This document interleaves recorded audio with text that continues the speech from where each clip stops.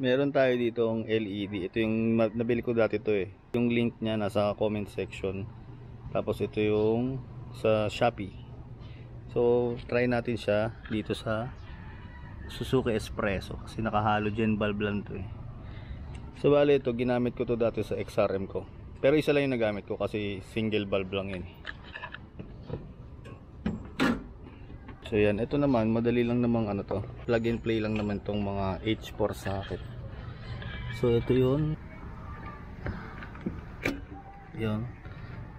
So nahugot na yung H4 socket. Ito yan oh. Yan. So tanggalin na natin to. Tapos may isang lock pa yan. Yung bakal. Ito. Tanggal mo yan, yun, matatanggal mo na to. So ganito itsura niya. Ito kasi yung may wire pa to eh. Bale itong bilog niya, ito yan oh. Ito kasi sa body nito merong ano, yung parang may gatla ito, yung ngipin. So ito yung katumbas niyan, yan, pa letter Y. So hindi naman kayo malilito dito. Hindi kayo malilito kasi makikita niyo yung pinakagatla niya. Dito yung papasok mo yung ngipin na to. So pa letter Y siya nakalagay. Y na pabaliktad.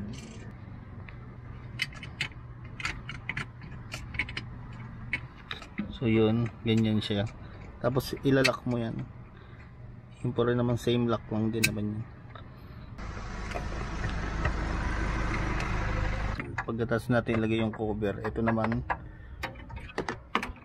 itutusok nyo lang siya. Ito lubog nyo lang siyang ganun. Pero titignan nyo dito sa harap kung kung nakasentro siya. So piit lang tayo ng konti. Yan, ganyan.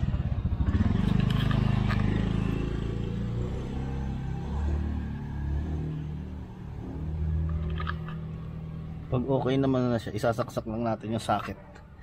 So yan, okay na siya. Saksak natin yung socket niya. Ito, saksak lang natin dito. So yan, okay na siya.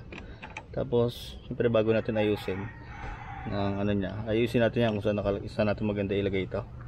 Testing muna natin yan, kahit isa pa lang nakakapit kasi ito pa yung isa.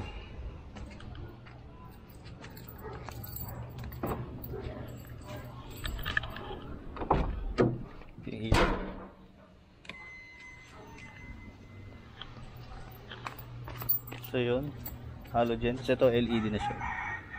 Yan. So may kita nyo yun oh. Umiikot yung fan niya sa gitna. So ganoon lang din gagawin natin dito.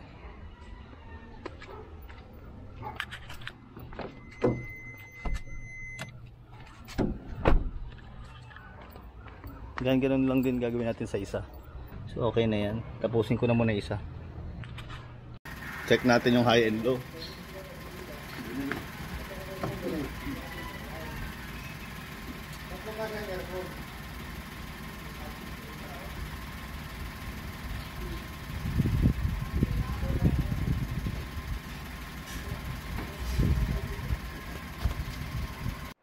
So check na natin yung kanyang liwanag. Time check ngayon ay 6:49 PM na.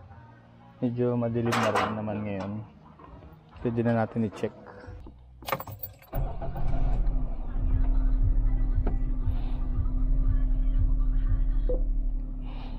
So makikita natin dito. Madilim dito pero may pupunta tayo mas madilim. Check muna natin dyan. Yun oh. Liwanag niya. Ay baliktad yata yung naikabit ko. Tingnan na lang natin, ayusin ko na lang.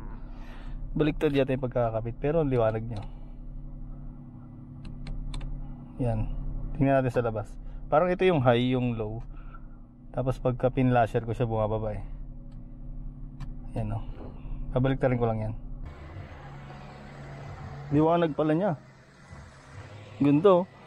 Ano lang yan ha? 360 lang yan. 364 ata yan. Liwanag oh. Yan yung low. Tapos check natin yung high.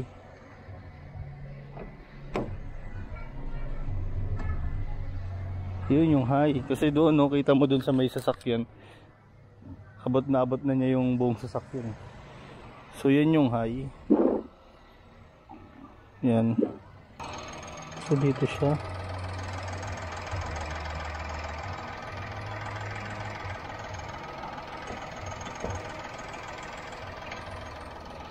Nung makikita niyo siya, mukha na ikutin lang.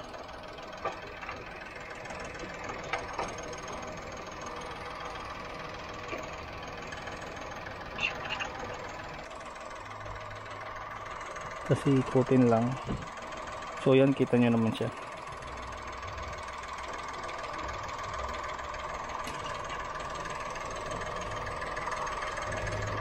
So yun, okay na. Check na natin siya. Biyahe tayo dun sa madilim na part. Yan, check natin yung dito sa POV. Okay.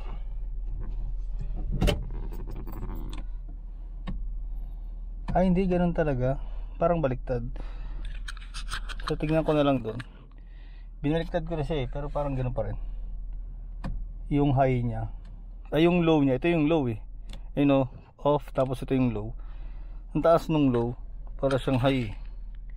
Tapos pagka hinay ko siya, buwababa. Pero tignan natin doon.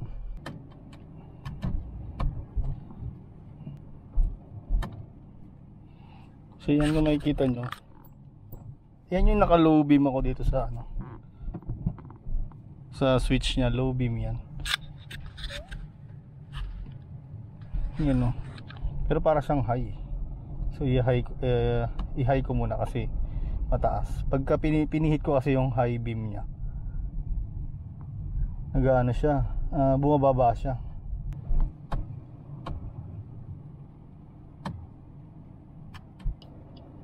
So teka, nagka-problema.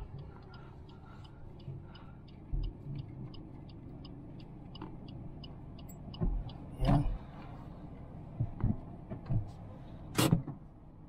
Parang naiba yung ano niya, yung ilaw. Eh wala na oh. Tingnan mo, nag-high beam ako.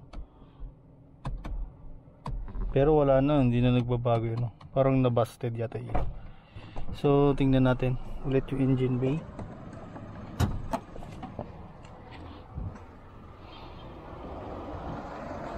Kumangit na yung buga ng ilaw. Nawala yung isa. Tingnan ko baka lumuwag lang to.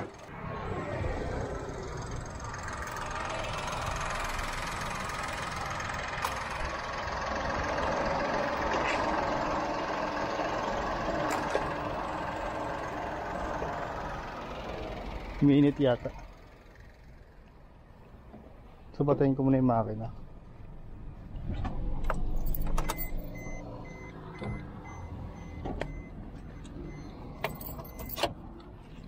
Tingnan natin ang nangyari. So na ano siya, hindi naman siya nalaglag, hinugot ko to eh. Pero sobrang init. Sobrang init niya. Hindi siguro talaga ano. Yan, sobrang init oh.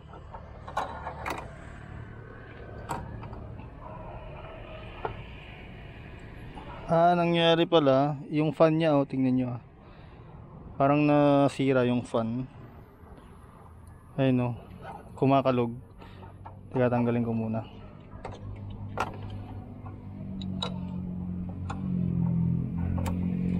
Ito kasi yan oh, yan. Yung isa kasi, okay naman yung isa, nakakabit pa rin naman. Ito na lang yung natirang may ilaw. Ayun oh, dapat ganito yung fan niya. Pero sobrang init din. Hindi ko mahawakan ng diretso. Pero kung makikita nyo ganyan, mapapansin nyo, yung fan nya dapat ganyan. Hindi yung kagaya ng isa ito. Wala oh, hindi na siya maikot. Kumakalog na, parang nasira. So ewan ko bakit nangyari yun. Ba't nasira siya. Tapos grabe, sobrang init. Siguro yung espresso, hindi siguro siya kinakabitan dapat ng ano, ng LED na headlight. Siguro dapat ano lang, magdagdag na lang ng auxiliary, yung mga MDL na ano, yung nakalagay sa labas. Sa tingin ko para sa akin hindi dapat magpalit siguro talaga ng headlight.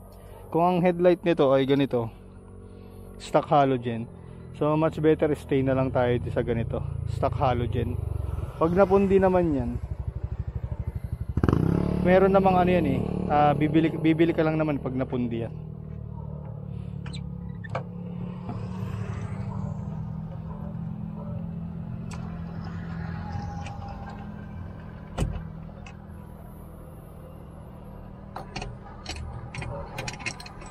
So ito ikakabit ko rin yung isa.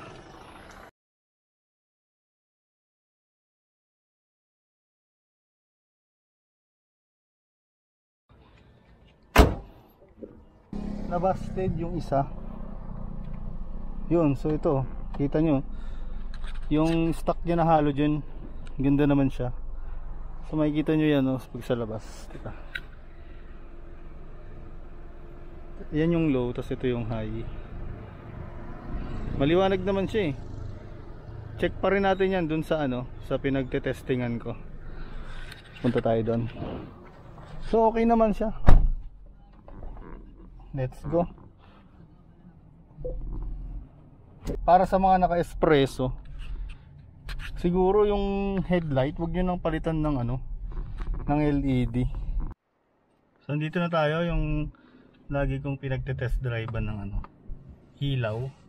Kahit sa mga motor ko. Ayan, sobrang dilim dito guys. Ganyan.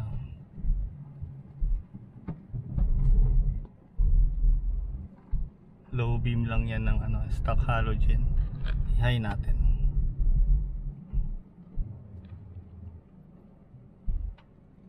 Yung lakas. Tingnan natin sa labas kasi ewan ko lang baka sa loob lang Ayan siya sa labas. High beam yan. Tapos ito ang low beam. Yung high, low. So okay na siguro yan. Basta ang ko, siguro sa mga espresso, yung mga o kaya yung mga naka halogen type, wag na siguro kayo magpalit ng mga LED bulb. Yan madilim na dito sa part na to Pero ang lakas ng ilaw. Okay naman yung halogen. Kaya naman siguro to. Kahit long. Yun nga lang nasubukan kasi namin. Pagka nakatapat ka na ng yung malalakas talaga yung ilaw, nakawala talaga yung ilaw na halogen. Yan yung low. Tapos i-high natin yan. Yan. Pero pagka yung ganito na madilim, tapos wala ka namang kasalubong na sasakyan, malakas na rin to. Tingnan natin hanggang bahay.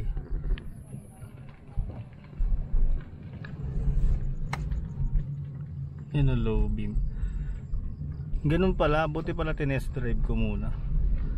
So yung LED na yon, nagamit ko siya sa yung XRM ko dati. Okay naman kasi pinang long ride ko pa ng Isabela yun.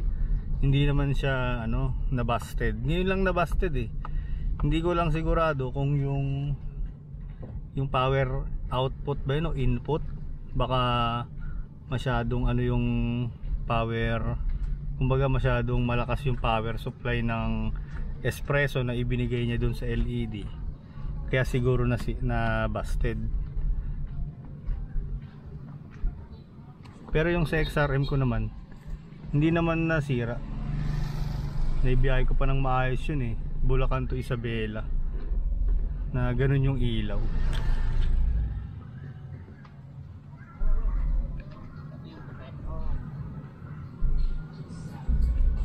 So syempre kayo, nasa sa inyo na yan kung magpapalit pa rin kayo. Kasi meron akong nakikita dyan sa Facebook H4 socket din, mga LED, yung sobrang lalakas talaga.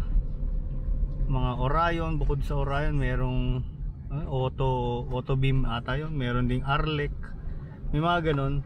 Nag-inquire din ako sa kanila Mura lang din naman yung mga nila, nasa 2,000 hanggang 6,000 yung 2,000 pesos hanggang 6,000 pesos yung range ng mga nila LED bulb nila na pang headlight talaga.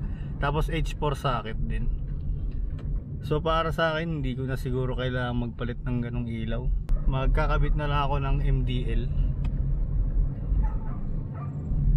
mga mini driving light. At least yun kasi merong ano yun, may relay yun. Tsaka pang auxiliary lang naman yun eh. Ang pinaka main pa rin, magi-stay na lang tayo sa halogen. Pag napundi naman to, meron namang nabibili na ano eh, yung halogen na puti. Philips ata brand nun. So for today's video, nakita natin na ganun, no? Ewan ko lang kung sa case ko lang nangyayari yun. Pero yun nga, dahil nakita natin na nag-busted yung ilaw nya, hindi na tayo magpipilit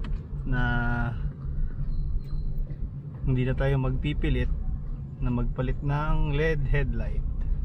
Stay tayo sa halogen. Yan o. Oh, high, low.